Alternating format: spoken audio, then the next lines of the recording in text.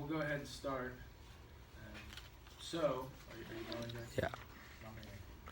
Okay, so it should start with, it is a Syrian occasion. Are we all there? Everybody still waiting? Okay, so I'm going to read this, and as we read it, we'll discuss it. Okay, so it is a Syrian occasion whenever you visit. And as we walked, I was taken back to the visit that Ellie mentioned, the time we traveled together to Buchenwald. Okay, so pause. Does anybody know what Buchenwald is? Was it a camp? What'd you say? It's a camp. A camp? Okay, what kind of camp? Like one of the things from Holocaust. Okay, concentration camp. Okay, so this one's talking about Buchenwald. Today is the 75th anniversary of the liberation of another concentration camp. Does anybody know what the name of it is? Anybody?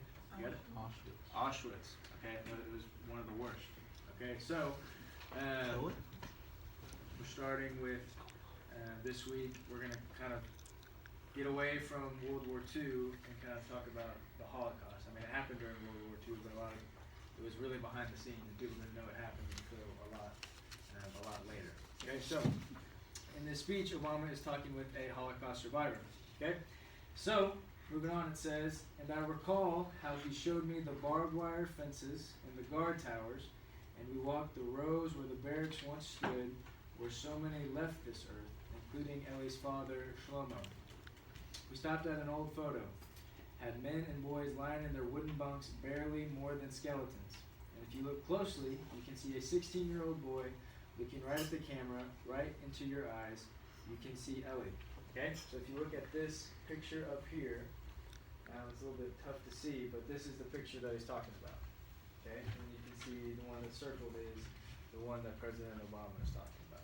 Okay, so 2 questions that you need to discuss with your table. First one is, how does this picture just make you feel, looking at it, seeing all these people in these conditions? How does it make you feel? And then second, what do you know about the Holocaust in general? Okay, what have you studied in previous grades? Was there any books that you read? Anything like that?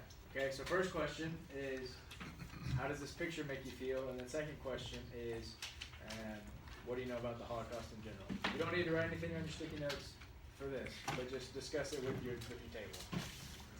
To take a minute or so to do that.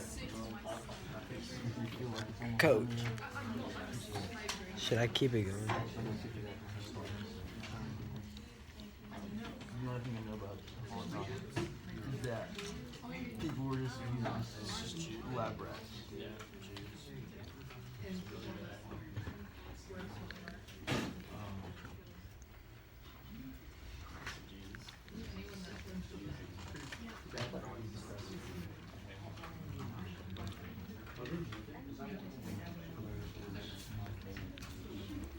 Okay, so who wants to? Somebody share first. What does this picture make you think, or what does this picture make you feel?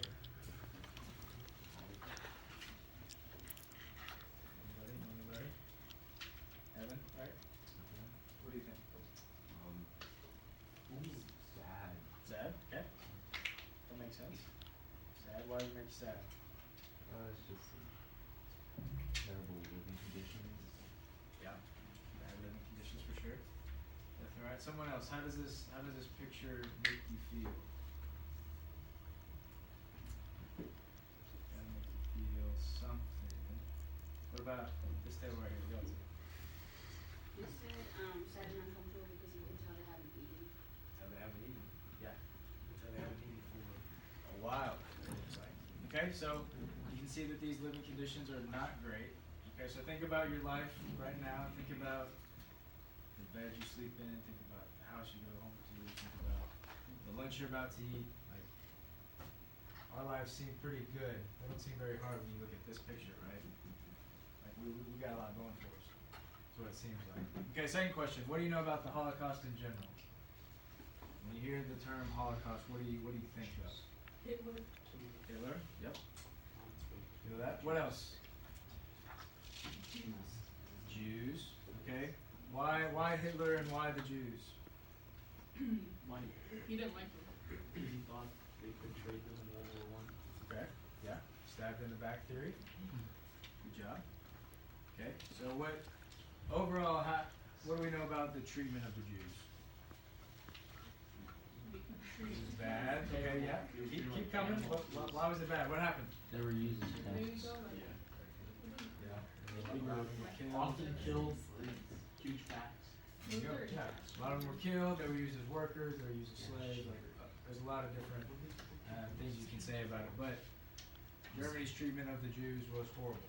Okay, so it's good that we know this. And it's good that we talk about it because some people would just kind of gloss over this as saying, "Hey, this is something that happened and it was super bad," but we're not going to go into it. Well, Coach Roller and I have made a decision like we're just going to get into it because you deserve to know what it's like. You deserve to know like what happened and how bad the world can be sometimes. Okay? So, anyways, go back to the speech. We should be at where it says, "And at the end of our visit that day." And at the end of our visit that day, Eli spoke of his father. "I thought one day I will come back and speak to him," he said, "of times in which memory has become a sacred duty of all people of goodwill. Eli, you've devoted your life to upholding that sacred duty. You've challenged us all, as individuals and as nations, to do the same with the power of your example, the eloquence of your words. So to you, we are extraordinarily grateful. And most of all, we are honored to be in the presence of men and women whose lives are a testament to the endurance and the strength of the human spirit, the inspiring survivors. It is a privilege to be with you on a very personal level. I've stood with survivors in the old Warsaw ghettos, where a monument honors heroes who said, 'We will not go quietly. We will stand up. We will fight back.'" Okay, so pause right there. Whenever you think or you hear the term ghetto, what do you think of? Besides TikTok, I know that on TikTok there's something going around talking about that. But besides that, what do you think of when you hear the term ghetto? Like, what was it? What's the imagery that comes to your mind whenever you think about it? Discuss it with your table real quick.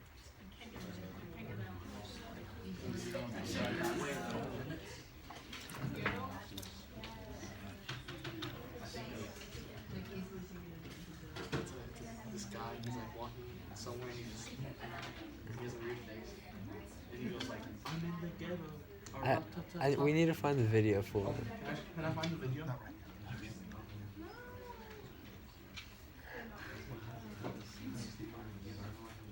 Okay, so what do you think of when you see the term ghetto? There's gunshots in there. It's not TikTok related. What do you think? It's not really gunshots. He just What starts is a ghetto? screaming at Who the can end. answer? Who can answer It's that like a question? really famous.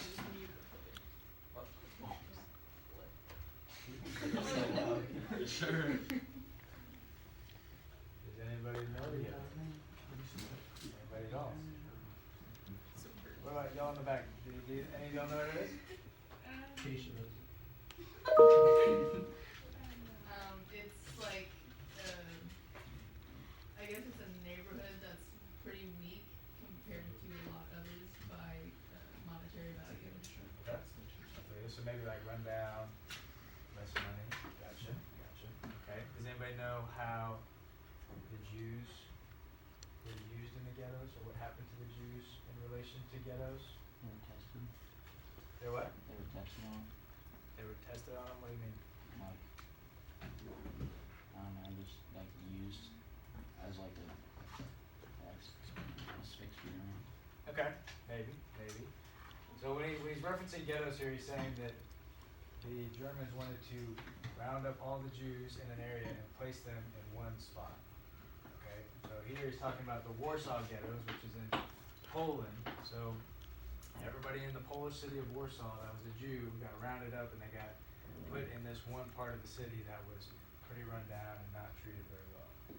Okay, so we're calling back to Eli, who Obama was talking to in the speech, talking about how he was once in the ghettos, in this very rundown neighborhood with all the other Jews in Warsaw. Okay, so that's what he's referencing to. And we'll finish up here. It says, "During my visit to Yad Vashem, I was given a gift inscribed with those words from the book of Joel. Has the like of this happened in your days, or in the days of your fathers? Tell your children about it, and let your children tell theirs, and their children the next generation. That's why we're here, not simply to remember, but to speak. I say this as a president, and I say it as a father. We must tell our children about a crime unique in human history, the one and only Holocaust. 6 million innocent people, men, women, children, babies, sent to their deaths just for being different, just for being Jewish. We tell them, our children, about the millions of Poles and Catholics and Roman and gay people, and so many others who also must never be forgotten. Let us tell our children not only how they died, but also how they lived, as fathers and mothers and sons and daughters, and brothers and sisters who loved and hoped and dreamed just like us. We must tell our children about how this evil was allowed to happen because so many people succumbed to their darkest instincts and because so many others stood silent. Let us also tell our children about the righteous among the nations. Among them was John Karski, a young Polish Catholic who witnessed Jews being put on cattle cars, who saw the killings, and who told the truth all the way to President Roosevelt himself. We must tell our children, but more than that, we must teach them, because remembrance without resolve is a hollow gesture. Awareness without action changes nothing.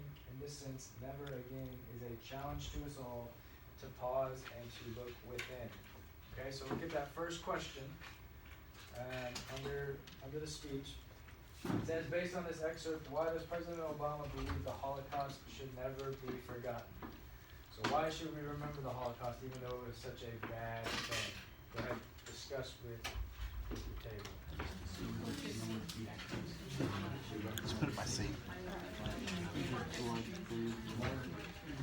Hey, tell him they can all come in now.